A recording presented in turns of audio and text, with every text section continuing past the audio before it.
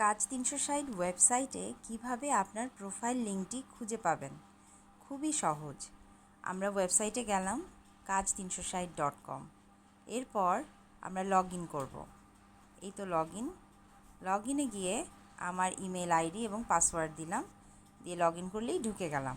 এটা হলো আমার ওয়েবসাইট।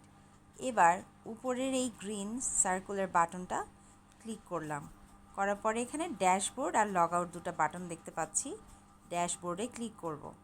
ড্যাশবোর্ডে ক্লিক করলেই দেখতে পাবেন স্বাগতম, আপনার নামটা লেখা থাকবে। আপডেট পোর্টফোলিও আইটেম, সেবা পণ্যের অফার তৈরি করুন, আপনার সেলার প্রোফাইল লিঙ্ক শেয়ার করুন। আপনার সেলার প্রোফাইল লিঙ্ক শেয়ার করুন অপশনটায় ক্লিক করলেই আপনার লিঙ্ক কপি হয়ে যাবে। এরপর আপনি যেখানে ইচ্ছা এটা পেস্ট করতে পারবেন। দেখুন, এখানে গিয়ে আপনি যদি পেস্ট করেন আপনার প্রোফাইল লিঙ্কটা পেস্ট হয়ে গেছে।